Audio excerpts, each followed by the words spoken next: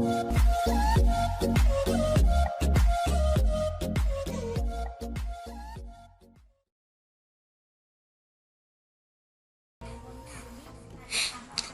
សួស្តីមិត្តភ័ក្តិអរគ្នាបាទសូមស្វាគមន៍ការចូលមកកាន់ channel KH Learning មិនក៏មិនឆាប់ជម្រាបសួរកូនកំមុំសេដ្ឋីតែនេះខ្ញុំមានវីដេអូថ្មីមួយរៀនមកបងទាក់ទងនឹងការ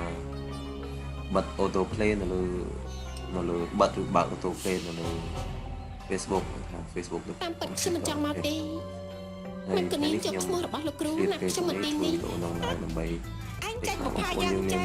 កប៉ាល់មិនខំទៀមរៀបចំទេឲ្យចៃធានទទួលឲ្យវីដេអូខ្លះFacebook ខ្លះអ្នកខ្លះបើកមកអត់មាន Autoplay ស្និទ្ធស្នាលចៃធានទៅខ្លះមាន Autoplay អញ្ចឹងមិនមែនស្រីគ្រប់រូបចង់បិទចង់បើក ស្នេហ៍ដូចជានាងទេយើងអាចបិទបានបើកបានខ្ញុំមានបំណងធ្វើមេចុកភ័យល្បីឈ្មោះមិនអាចប្រចាំដូចនាងទេវីដេអូបងតែមិនជួលការបង្ហាញទេអ្វីកុំតែមានតម្លៃបិទទៅចៃមានបំណងចិត្តយ៉ាងណា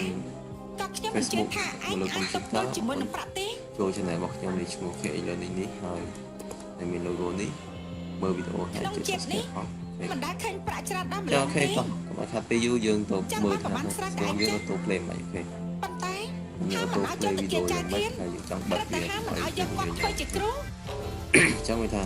ដែលសំដែងចុះយើងមកគឺវា Autoplay automatic មកចឹងវាថាបើយើងបើក 3G វាធ្វើឲ្យចាំយូរហើយមែនទេវាស្អីកាត់លុយច្រើនអូខេសួស្តីវាតើអត់ប្រើផងវាកាត់លុយទៅ Autoplay ខ្ញុំស្បាត់ថាលើកំពុងមហោបយ៉ាងជើធ្វើឲ្យយើងចូលទាំងយ៉ាងពេលចូល profile របស់យើងមិនសិនមានវីដេអូបងប្អូនមិនសិនមានវីដេអូវានឹងលោតរញ៉េរញ៉ៃអញ្ចឹងយើងអាចបិទបានអញ្ចឹងអត់ឲ្យរញ៉េរញ៉ៃ play អញ្ចឹងឯងបងប្អូនអញ្ចឹងនេះគឺវា play អញ្ចឹងយើងបើកទៅវាលឺសំឡេងនៅសិនបើយើងនៅកម្មវិធីធំយើងបើកទៅវាលឺសំឡេងអញ្ចឹងវាធ្វើឲ្យរំខានដល់គេដែរអញ្ចឹងយើងមានកលឹកបិទកុំឲ្យវា play អូខេហេតោះដើម្បីកុំឲ្យខាត់ពេលយូរយើងទៅបិទអស់គ្នាអំពីការបិទនិងបើក Autoplay អញ្ចឹងអូខេអញ្ចឹងដើម្បីបិទ Autoplay នៅលើ Facebook ឬប្រើ computer បងប្អូនចូលទៅកន្លែងពេលយើងបើកចូល profile របស់យើងហើយបងប្អូនចូលកន្លែងនេះសញ្ញាព្រួយចុះក្រោមបងប្អូនសញ្ញាព្រួយចុះក្រោមនេះចុចមកបងប្អូនចូលទៅ setting មកអូខេទៅ setting ហ្នឹងតមកទីបងប្អូនចូលទៅកន្លែងវីដេអូនេះអូខេចូលទៅកន្លែងវីដេអូនេះមកចុចមកចូលទៅវីដេអូហ្នឹងបងប្អូនចូលមកកន្លែងនេះគេដាក់ថា Autoplay video the setting only apply your Facebook follow change Autoplay video your Facebook app អញ្ចឹងថាកន្លែងនេះវាដាក់បងប្អូនមើលទៅកន្លែងនេះវាមាន default របស់វាអញ្ចឹងយើងគ្រាន់តែចុចលើកន្លែង default ខាងសញ្ញាព្រួយខាងមុខនេះមកអូខេសញ្ញាព្រួយខាងមុខនេះមកបងប្អូននឹងឃើញ on off on off អញ្ចឹងបងប្អូនគាត់ទៅចុចពាក្យថា off មកវីដេអូយើងបិទ automatic ហើយអូខេ off យើងចុច off មកអញ្ចឹងពេលយើង off ហើយវីដេអូនៅក្នុង Facebook របស់យើងគឺហើយយើង refresh វាមួយមក refresh មកបងប្អូនចូលទៅ home អូខេពេលយើង scroll play មកចាំវាដើរសិនបងមើលគឺវាអត់ play ទេបងគឺវាថាវាបិទដល់អត់ឲ្យ play automatic ចឹងវាខុសពីអ្វីដែលខ្ញុំបង្ហាញពីដំបូងមិញ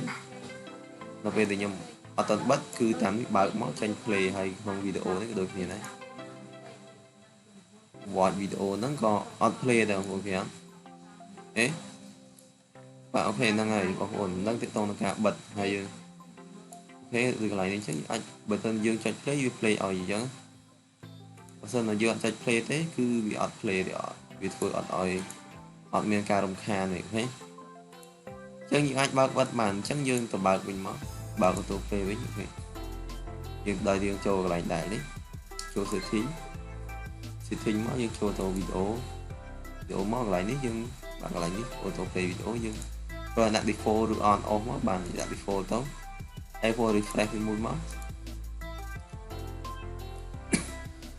យើងបងប្អូនមក home មក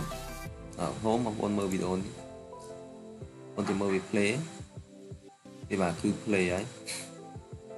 គឺវីដេអូនោះ play automatic មកអូខេអត់អញ្ចឹងនៅក្នុងនេះក៏ដូចគ្នាដែរក្នុង Pro Home នេះវាយើងអត់មើលក្នុងហ្នឹងមើលក្នុងនេះក៏បានគឺវា play automatic ដូចគ្នាអញ្ចឹងអូខេអ ចឹងថ្ងៃនេះខ្ញុំនឹងបង្ហាញបងប្អូនទៅប៉ុណ្ណឹងទេតើតងពលឺព្រៃតើតងនឹងការបើកបិទ Autoplay នៅលើ Facebook ដោយប្រើ computer ហើយបងប្អូនមិនចង់ឲ្យវាមករញ៉េញ៉ៃពេលយើងបើកទៅវាលឺចឹងអូខេអរគុណសម្រាប់ការតាមដានទស្សនាវីដេអូខ្លីហើយបងប្អូនដែលទៅមិនជួយ Subscribe ដល់ Channel របស់ខ្ញុំអាចចូល Subscribe នេះមួយទៅដើម្បីទទួលបានវីដេអូថ្មីអូខេអរគុណបាយបាយ